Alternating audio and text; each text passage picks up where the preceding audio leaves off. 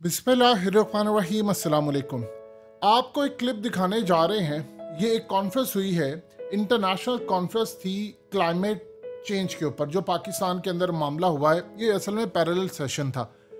इसमें एक सहाफ़ी आया, उसने आकर जिस तरह भुट्टो को दफन कर दिया है, ज़मीन बोझ कर दिया है, और जो पीपल्स पार्टी के कारनामे बताया है कि कितनी ये कातिल जमात है, कैसे ये लोगों को मारती है, कैसे करप्शन करती है। इसके बाद शीरी रहमान की जो बोलती बंद हुई है, आप अंदाज़ा नहीं लगा सकते कि इसके सवाल के बाद वहाँ पर माहौल कितना चेंज हो गया था।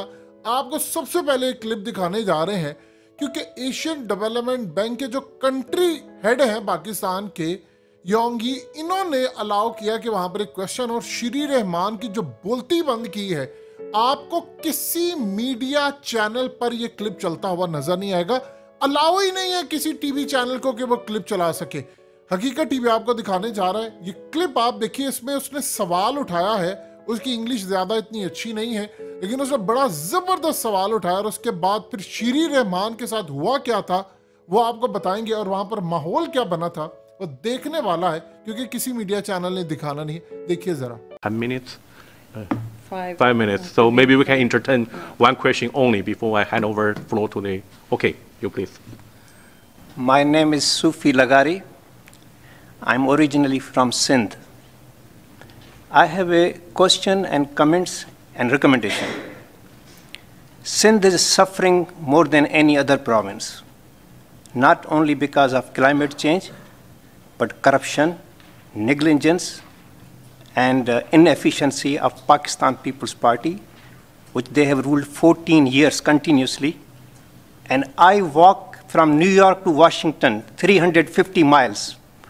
I walked last year, and I walked 2021 424 kilometers from Toronto to Ottawa against the climate change and for the human rights.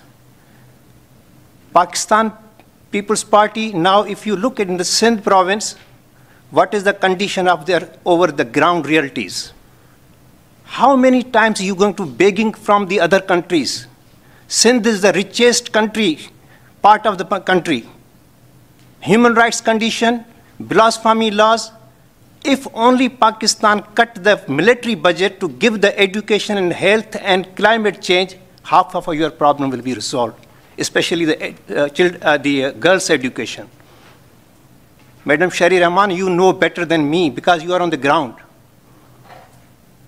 I'm crying. I'm working hard for my family. Your parties killed my brother. No investigation. United Nations asked. Climate change. So my recommendation only one: if you cut the budget of the Pakistani military, your half problem will be resolved. Thank you very much. आपने देखा international forum पर सूफी लगारी ने जिस तरह भुट्टो को जमीन बोझ के और दफन किया है, इसकी मिसाल नहीं मिलती। हुआ यूं कि शीरी रहमान इसके बाद आई, और इसके बाद आकर जवाब दे रही, देखे ना एशिया के अंदर और भी ममालिक हैं, उनके साथ भी यही मामला हुआ, वहां पर यानी करप्शन और जिस तरह ये कत्ल करवाते हैं, इस पर उन्होंने कोई बात ही नहीं की। वो जी होता रहता है ऐसे ना फलाना, ये हालात इस तरह जा रहे हैं, हम कोशिश कर रहे हैं। आप देखिए कि एशियन डेवलपमेंट बैंक और ये तमाम जो लोग होते हैं वहाँ पर, जो डायरेक्टर्स होते हैं, वो इन चीज़ों को नोट करते हैं कि पाकिस्तान के अंदर इनके बारे में क्या सोचा जाता है। यानी 40 साल से ये हुकूमत कर रहे हैं, और 40 साल के बाद सिंध की हालत क्या है, सिंध कितनी बुरी तरह बर्बाद है। जब वो इनको कर्जा या कोई चीज़ देते हैं, इनको असल में इस सवाल से इतना नुकसान हुआ है कि अब आप ये देखिए कि एशियन डेवलपमेंट बैंक या जो कर्जा, ये तमाम चीज़ें जो देते हैं, वो आकर एक काम करते हैं, वो फिर इनको मॉनिटर करते हैं, इनकी सिचुएशन देखते हैं कि आए ये पैसा कैसे लगाएंगे। अब ये जो शहबाज शरीफ ने कहा जी जनीवा से हमें इतनी इमदाद मिल गई, वो अब ये काम करते हैं, इन सवालात के बाद उसको नोट डाउन करते हैं। आप ये मत समझिएगा कि उन्होंने इग्नोर किया, वो इसको नोट डाउन करते हैं कि पाकिस्तान में ये चल रहा है, ह्यूमन राइट्स का मसला है, पाकिस्तान के अंदर ये चल रहा है, सिंध में इतनी तबाही है, सैलाब है, और इनकी अयाशियाँ ख़त्म नहीं होती। फिर वो इनके हाथ में डायरेक्ट पैसा नहीं देते। अब ये जो हालिया जनीवा से इमदाद में, अभी तक शहबाज शरीफ ने बताया नहीं है कि ये इमदाद है, कर्ज है। कर्ज है तो भाई कितने फीसद सूद पर है, फ्री है तो कब अदा करना है, कितना है, कोई कर्जे हंसना तो हमें देने से तैयार नहीं, यानी किस लेवल पर। अब श्री रहमान को इतना शदीद गुस्सा और पूरी पीपल्स पार्टी को कि मीडिया पर ये क्लिप चलाने की इजाजत नहीं है। अब उसके बाद हो सकता है हकीकत टीवी की वीडियो के बाद हर जगह ये क्लिप चलना शुरू हो जाए। असल में ये क्वेश्चन लेना नहीं चाह रही थी, वो तो एशियन डेवलपमेंट बैंक के जो कंट्री हेड है उन्होंने कहा कि हम क्वेश्चन ले लेते हैं, और वो क्वेश्चन लिया गया। अब देखिए, दो चीजें आप ज़हन में रखिएगा। कभी कभार ऐसा होता है कि पीछे से कोई कहता है कि भाई ये क्वेश्चन होने वाला है तो आपने लेना है, क्योंकि बहुत दफ़ा श्री रहमान कोशिश करी थी रेजिस्ट करने की किसी तरह की क्वेश्चन ना लिया जाए, और बाद में आकर उसने जवाब दिया।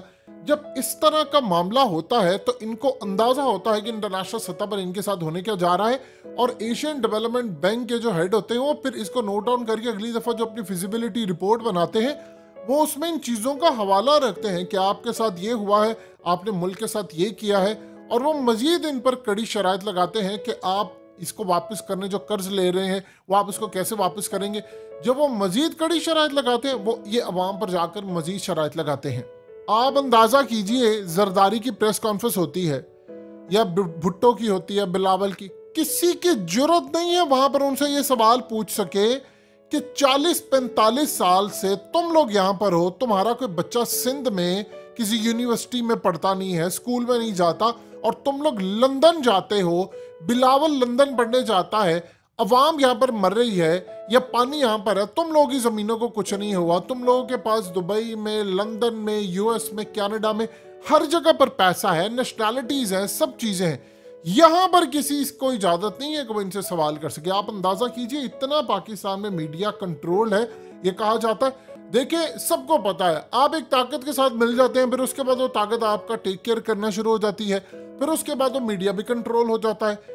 यही सूरत हाल है। ये जो कहा जाता है जरदारी को एनआरओ दे दिया, फलाना दे दिया, असल में आपका पूरे का पूरा मीडिया इस वक्त कंट्रोल है। सहाफ़ियों को हर तरह की मुराद मिलती है।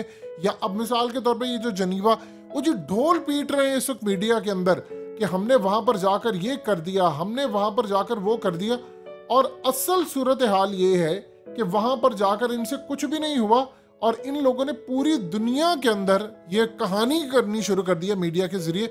हमें इतना पैसा मिल गया, हमें इतनी कामयाबी मिल गई, हमारे साथ ये हो गया, वो हो गया। सोचिए, ये बंदा कह रहा है कि मेरे भाई को आप लोगों ने मारा है, और ना उसकी कोई इन्वेस्टिगेशन हो रही है, ना कोई मामला हो रहा है, और ये वहां पर जाकर झूठी स्माइल, फेक स्माइल, ये जो फेक स्माइल होती है ये आपको अक्सर नजर आएगी कि आपसे बहुत सारे जो लोग होते हैं, आप पार्किंग में चले जाएं, होटल्स में चले जाएं, सड़कों पर चले जाएं, लोग आपको सलाम साहब जी वो जो आपको करते नजर आते हैं, बिल्कुल इसी तरह फेक स्माइल। वो आपसे समय पैसा मांग रहे होते हैं, आपको सलाम नहीं कर रहे होते, आपसे पैसा मांग रहे होते हैं। पाकिस्तान के अंदर पैसा मांगने की एक नई रवायत है, आपको इसी तरह एयरपोर्ट पर नजर आते हैं। इसी तरह इनकी जो फेक स्माइल है वो आपको ये बता रही है कि आपका सवाल हमें अंदर से पूरी तरह तबाह कर गया है, लेकिन हमारे चेहरे पर मुस्कुराहट है। पाकिस्तान होता तो हम आपको गायब कर देते, लेकिन क्या करें, यूनाइटेड नेशन है या इंटरनेशनल फोरम्स हैं या जनेवा कॉन्फ्रेंस है या कुछ भी है, यहाँ पर हमारी इतनी औकात नहीं कि हम आपको हाथ भी लगा सकें।